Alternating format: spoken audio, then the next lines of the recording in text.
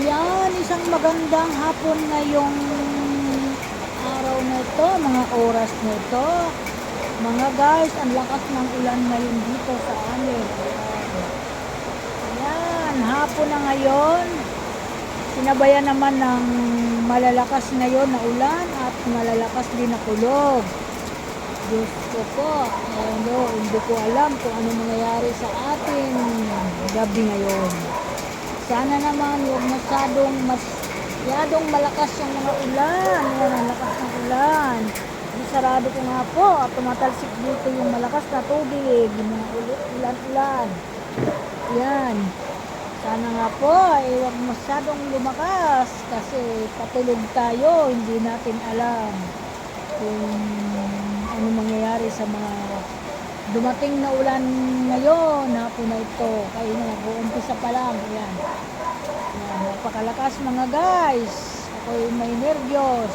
Ayan naman, kaya yun naman, inaano ko lang. Nililibang ko lang yung sarili ko, mga guys. Kaya yan. Okay naman ngayong hapon, may lulutuin ako. Magsasabaw ako. Magtitinula akong manok, pero marami pa ako ulam kanina nung tanghali.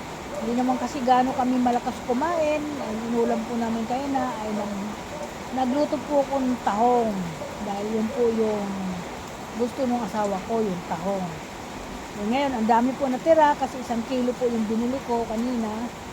At hinaluan ko po siya ng talbos ng kamote. At yan.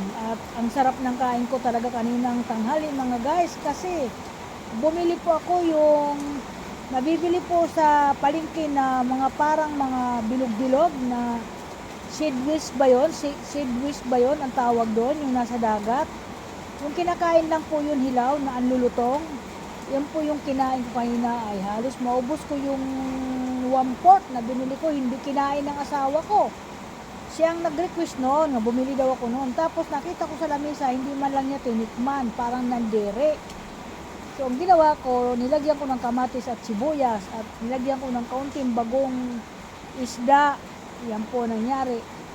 Ang sarap pala niyan mga guys, nilagyan ko ng sibuyas. Napakasarap pala niyan. Yan. Kaya ang lakas ng katawan ko. Ang lakas ngayon, wala po ako nararamdaman na kirot ng aking mga paa. Napakaganda ng aking araw ngayon mga guys. Yan. Bukas, ay mamayang gabi, kakainin ko po yung kalahati nga natira. Ako po kakain noon, hindi ayaw ng asawa ko. So mamaya, magpadating ng pamangkin ko galing sa school at magpapabalat ako ng papaya. At iyan po ang ihalo ko sa tinulang manok para naman maiba-iba. Kasi sabi nila, puro na lang isda, puro na lang ganyang gulay. Sabi ng mga kasama ko, yung anak ko, siyempre, yung gano'n. Kami naman mag-asawa, gustong-gusto namin yun dahil siyempre may mga karamdaman kami. Para nga naman hindi lumala yung aming mga sakit. Ang sarap pala kumain ng puro isda at puro gulay. Yan po, at kaunti lang ang kanin, ang damihan mo lang yung gulay, ulam, gano'n. Sapat na po yun. Nakakabusog din pala yung mga ganong bagay. Tayo lang matitigas ang ulo Kagaya sa akin, matigas ang ulo ko O kaya hindi nababa yung aking nararamdaman sa aking sarili, katawan. Ayan po, kaya okay, magandang hapon ang lahat at ingat mo ang lahat, lalo na sa aking mga anak na nandun sa malayo, sa may Batangas, Talaga.